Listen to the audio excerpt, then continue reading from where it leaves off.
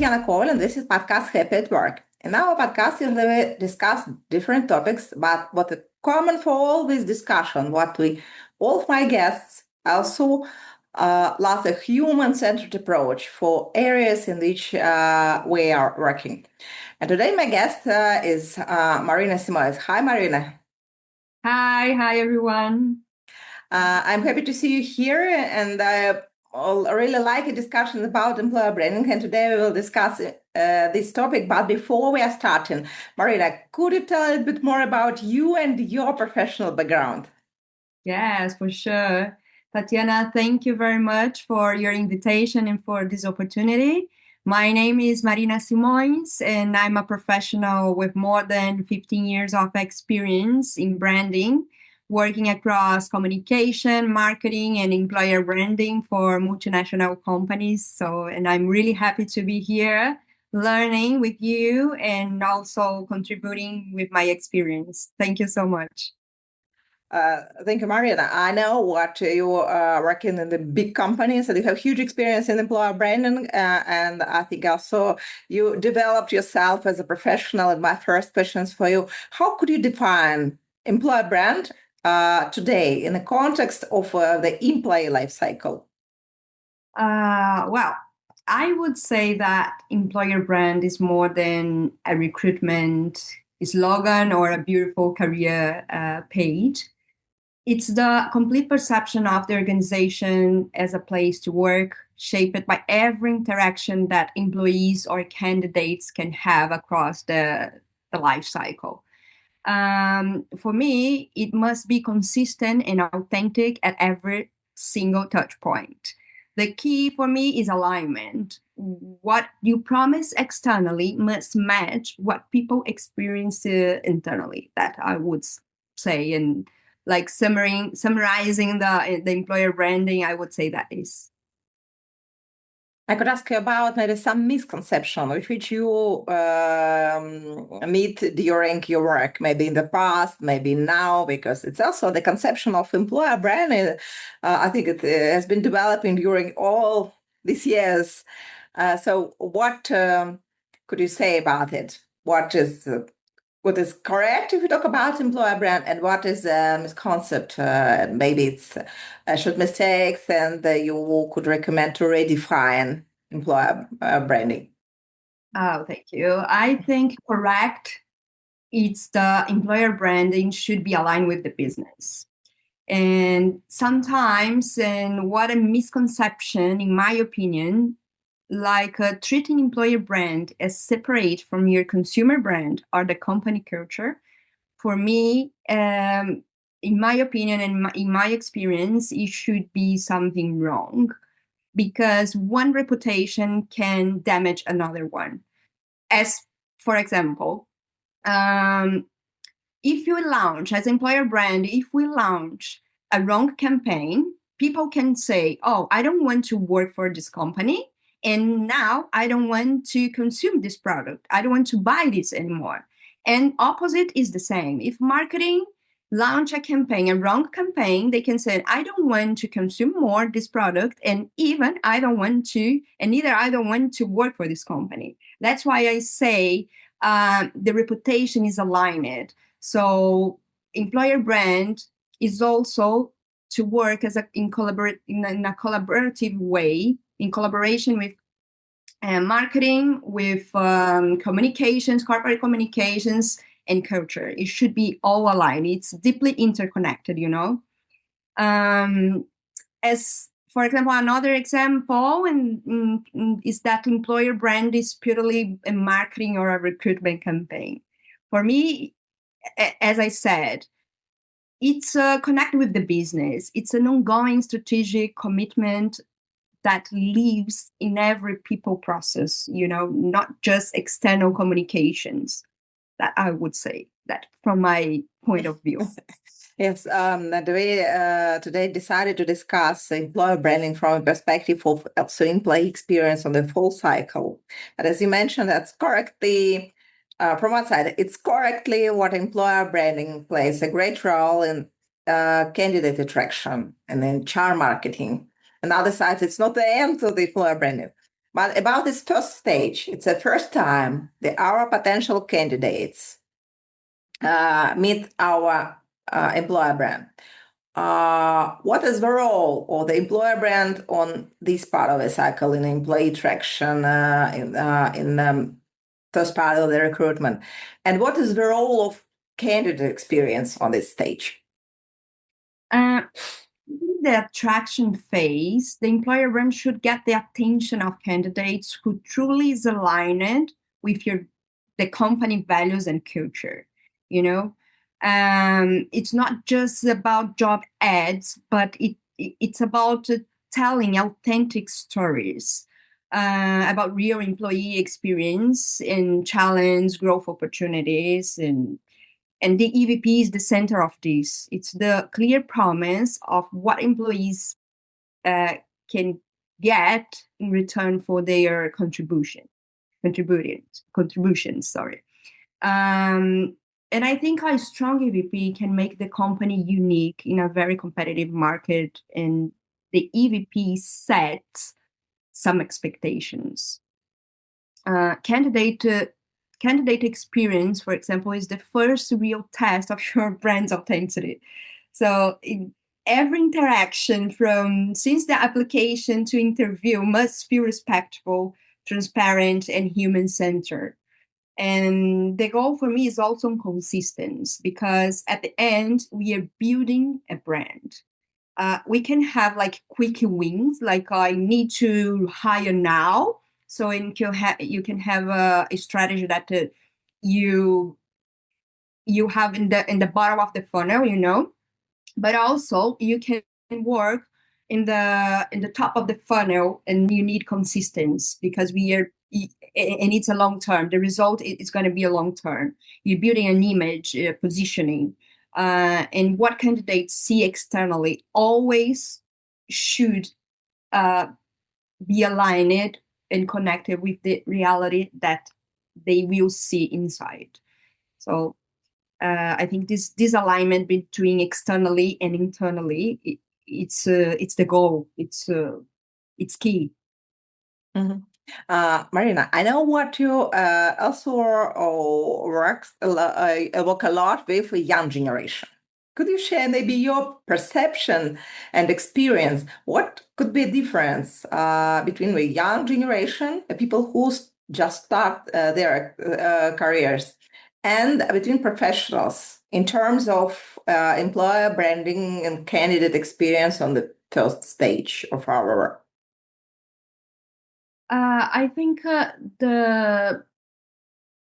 this audience, I think we always should playing the message about you want to resonate with your audience, and if you were working with a younger audience, you should be in the place that they are, and you should talk and should be aware with the trends. For example, TikTok now, if they are there, what kind of message that you can deliver in this channel, and in the message and the channel, you should be always aligned with where you're going to be, and where this audience are, and what this message they can resonate more about it. For me, the difference is about message, is how you're going to communicate your culture, your values, your EVP in a different way that resonates with the audience that you want to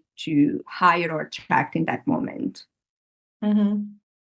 I agree with you, and I agree. For example, now we need to look for TikTok, not just like a user, but people who should understand how a TikTok as a social network influence our young audience. And but it's in the channel at the moment. Now we are talking about, but maybe in the future is another one. We have always as employer brand to know about our internal message, but always look at outside, like trends, what's happening outside, and research, and that's the data. I would say that data is really important to put in your strategy, and follow what the trends are, follow what the results, and and connecting with internally data that you also can gather, Mm-hmm. Absolutely agree. And it's very interesting what about the young generation. I know what you have experience in working in different countries, and they could see for the young generation they have something common from the different countries because it's more global generation usually than in the professionals who are working in one particular country. And now TikTok, it's a global brand, and I participated in discussion, I think, the events to the different countries who told about TikTok. It's it's very interesting. And it's so part to stay global if you want, especially work this young generation.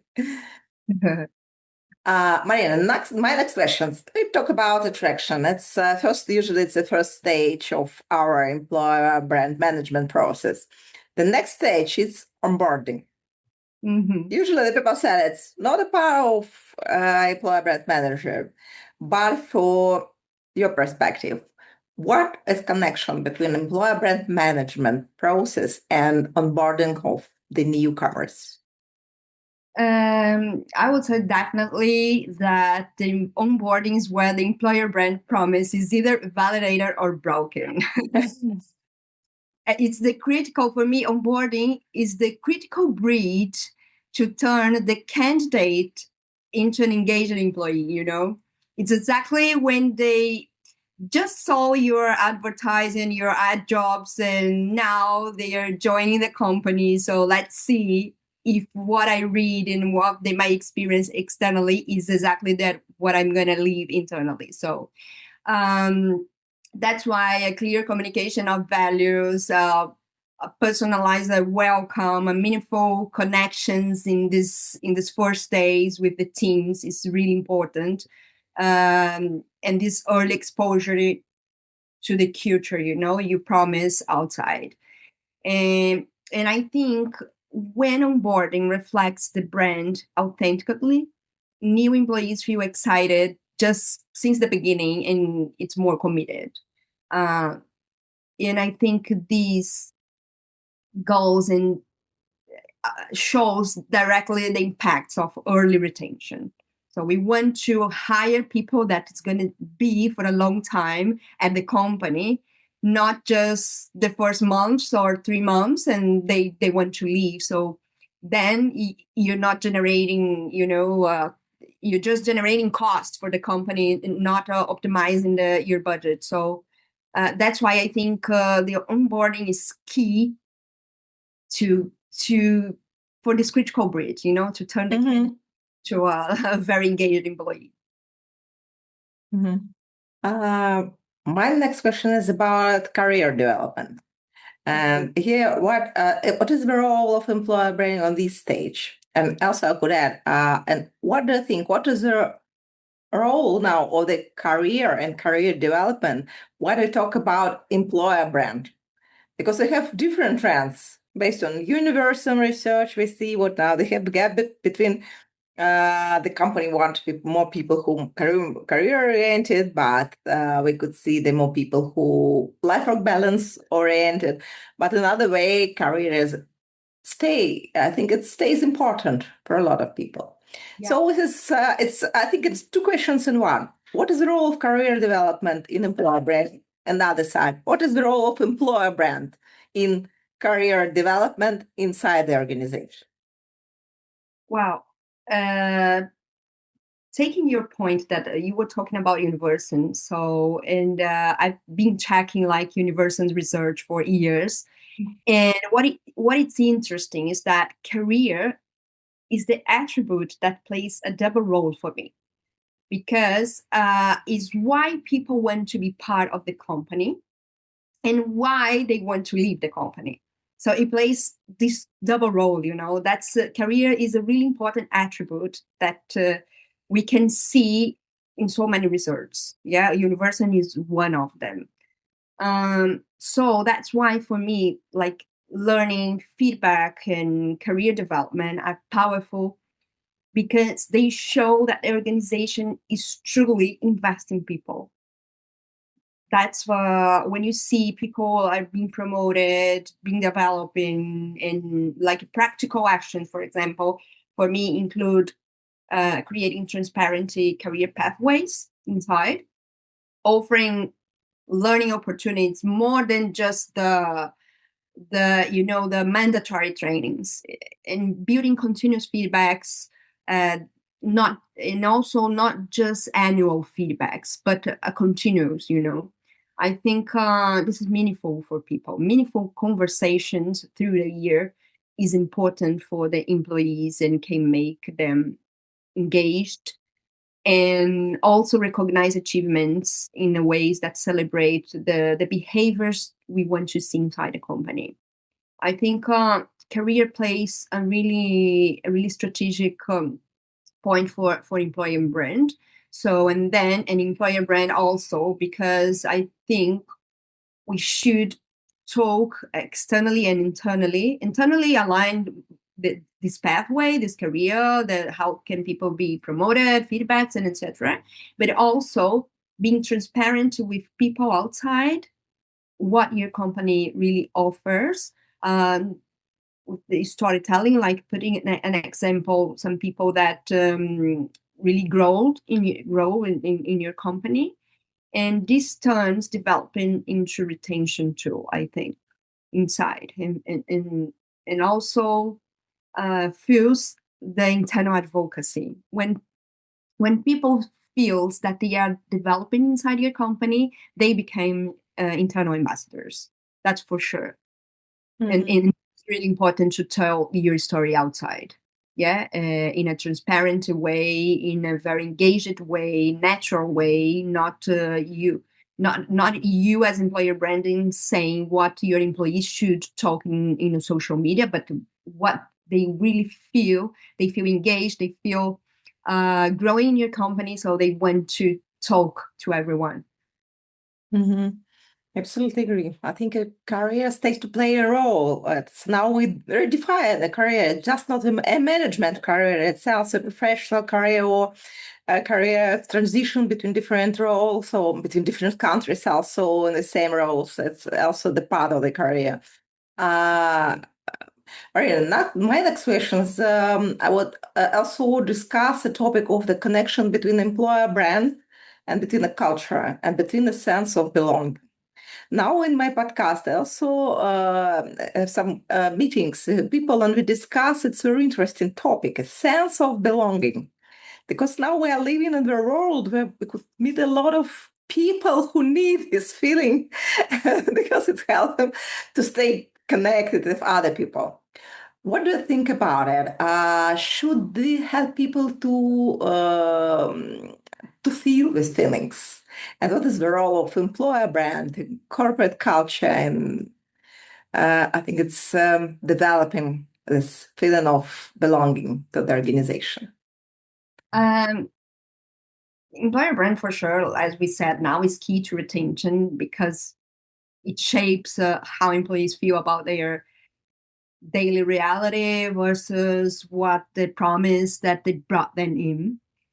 And when there is this alignment, people develop a deep sense of belonging, I think, for my point of view also. And strong brands that foster this psychological safety where employees feel valued, feel heard, and leading to higher engagement. And internally, it encourages employees to become, like we said now, brand ambassadors, sharing their positive experience, their positive stories in your social media, and these reinforce your culture. And for me, the result is lower turnover, stronger performance, and and becomes like a virtual cycle, if I can say that. Marina, I have one additional question for you. It's about employee as ambassadors. I know this is a huge trend in the last, I think, 3-5 years. What do you think about it as ambassadors? Should the company use it for their employer branding process, and maybe you could share some advices from your experience, what could help company to attract the employees as the people who help promote your company as an employer? In my experience, yeah, and, for a multinational company, I was leading the ambassador program, and we asked voluntarily who wants to be like an internal influencer, and we had a really good results. Yeah, we treated them as really influencers, internal influencers. We gave them trainings about influencer marketing, about the social media, how the social media works, the algorithm, and everything. So we show them how to use the social media, and the stories is about what they live as experience. So it's about them. We didn't say anything about what you need to talk about the company, but we put them some trainings for them to feel that they have the support to tell these stories on social media. And we had a great results, like more than 2 millions of impressions, organic impressions, for example, in the social media. So we didn't pay for these to have these impressions. So it's organic, and it was really good because they like support for us as employer branding to amplify the story, and people can connect with people.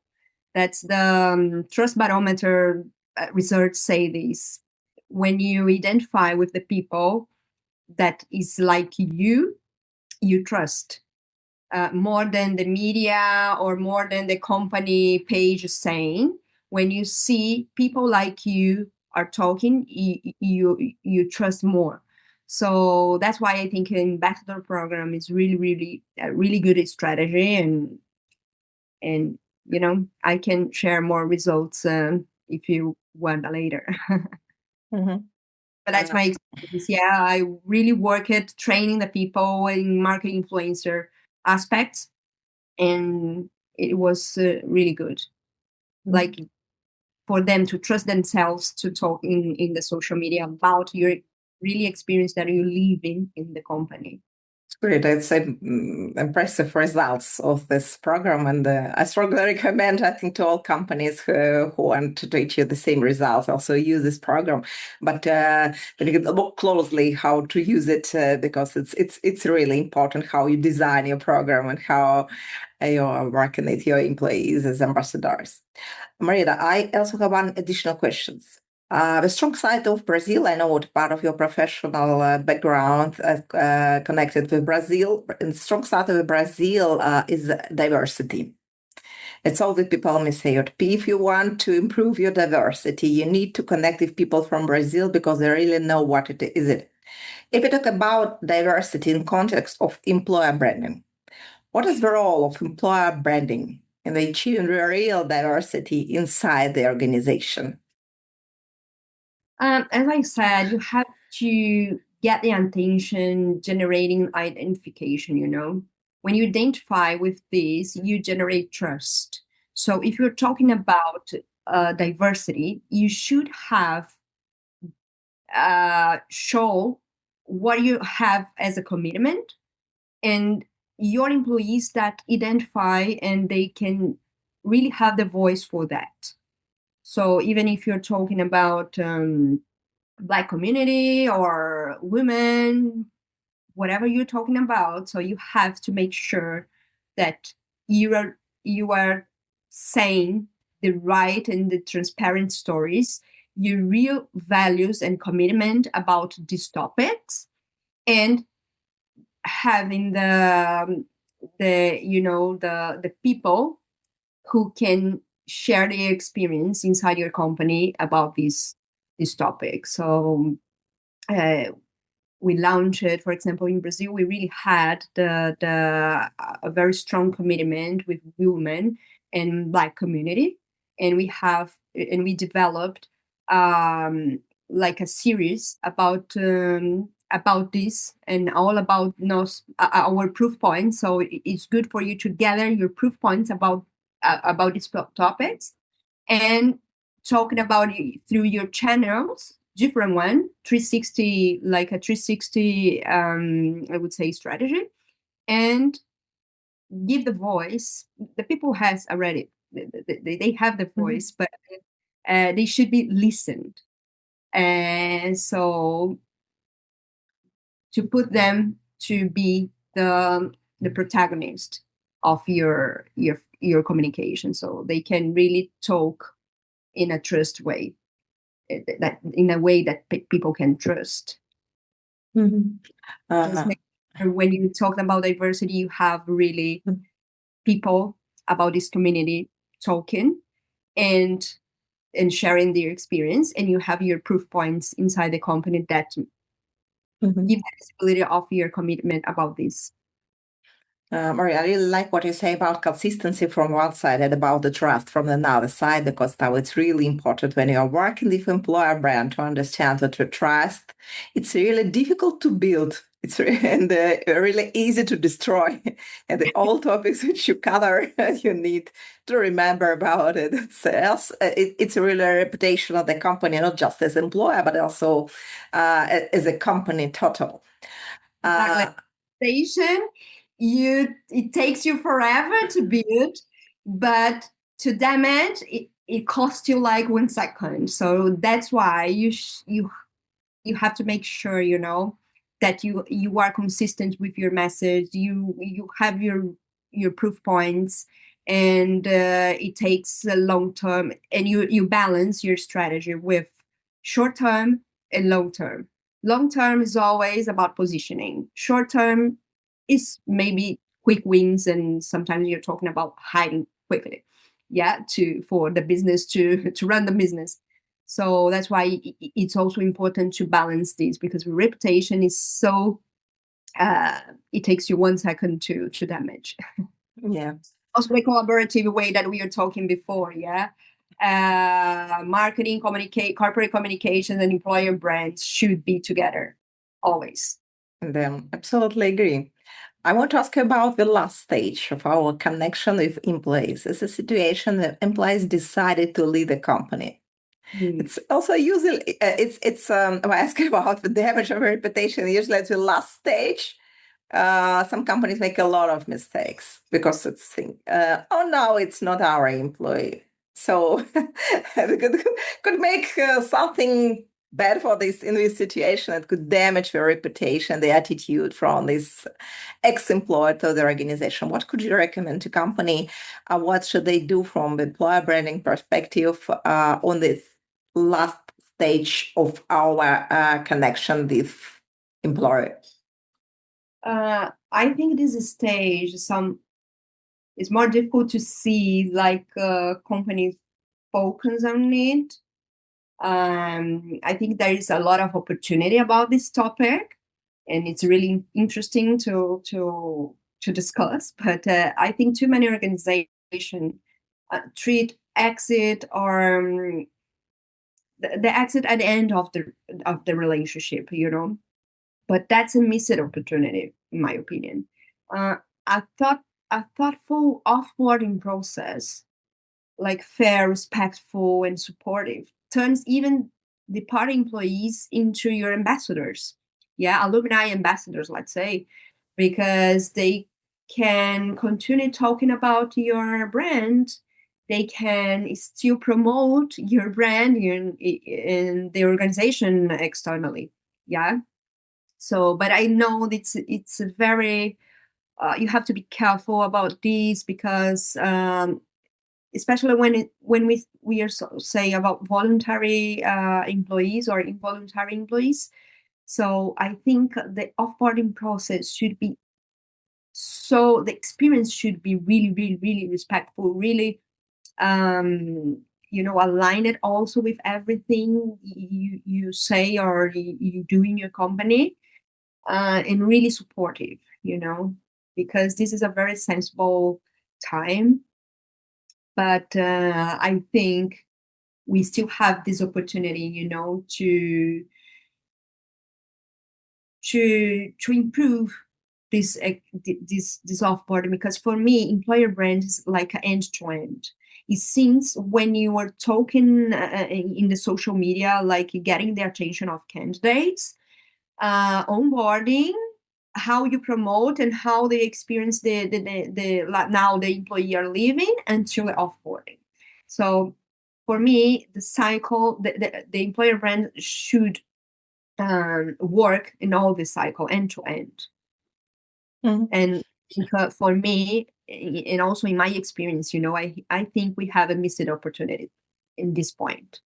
Beyond the separation and exit, I think we should focus. I think it's really important because now it's a lot of companies have a huge transformation, and I think they need to remind about it. Marina, last two questions for you. You told what the data is really important when you work with your employer brand. What recommendations could you give to the people who want to manage their employer brand based on the data? What KPIs should they have, and maybe data which we need to collect, and understanding what they really have a healthy employer brand? I would say that number of hires is important, but we need to measure also the health of the employer brand across the full cycle that I was talking about. Yeah, when you say about end-to-end process, I think we have balanced the set of metrics.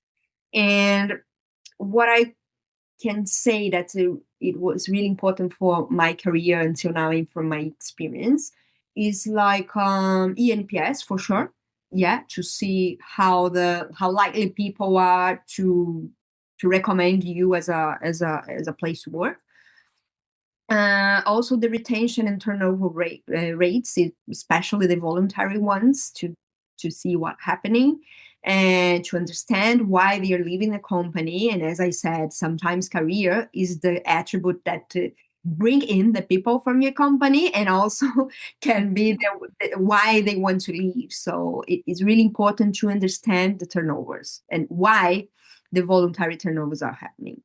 And also the candidate experience scores, the offer acceptance, your website.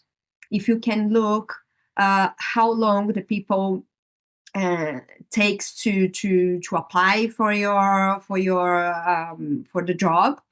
The bounce rate of your website is also a good measure, because for me also is good when you have like a one click to apply. It's people want, sometimes it's important how fast you offer the experience, for example, in your career website. The quality of hire, performance rates, time to the product, and time to accept, or whatever. I don't know exactly for these. I think time to accept is a metric that is more like everyone can have in the company. And referral rates also, I think is important to check internally how you can also use these employees ambassadors, and they can refer the company. And also that I would say that really important external sentiment, like Glassdoor, LinkedIn, and also social listening. I used to work with a platform with social listening, Link Humans, that was really, really good. They have they measure 16 attributes of your brand, and you can see every quarter how these attributes is working, and social listening for me is a really good idea also to measure. So what I say, also track alignment gaps through the post surveys inside the company can tell you a lot of things, because it's you see the reality if the match with the promise you do in EVP. And also you can align all of these with business results like productivity, maybe customer satisfaction, because when you see one result, they probably you have another results in the backstage coming together, and as I said, use the employer brand index combined with internal and external data for this holistic view end to end. I think the social listening for me, in my experience, was really important to measure all the successful or the opportunities that we have in the employer branding. Right, thanks a lot. I think it's one of the most important questions for the people about measuring your process and your success. Yeah. Marina, last questions for you. It's traditional questions for my guests. What 3 main tips could you give to all the companies, to all people who want to build the strong and consistent employer brand? The first tip for me is about knowing about your business. Make sure you know the business goals. That for me is the first. You have to know the business goals. Then you have to be aligned with leadership and the areas that is your stakeholder management. It's really, really important. And the last, like, be creative. If you know the goals, if your employer brand is aligned with the business goals and the leadership, so you just be creative, you can have just make fun of this experience in and make sure you have the 360 view, also end-to-end view. If you are working your employer brand, connecting with the business, aligning with the leadership, and looking at the beginning, at the end-to-end process, I think the result is going to be successful. So that's what I would say from my point of view and from my experience. In aligning message internally, externally, making sure, for example, employees are the first ones to know about something about your company, not the media or the social media are delivering the information for them, but inside they can be the first ones to see your message. That also key to keep them engaged, to be part and to be ambassadors. Marina, thanks a lot for your participation. Thanks a lot for sharing your knowledge, your experience, and your great expertise with our audience. This is podcast Happy at Work. My name is Tatiana Kovac. Stay connected.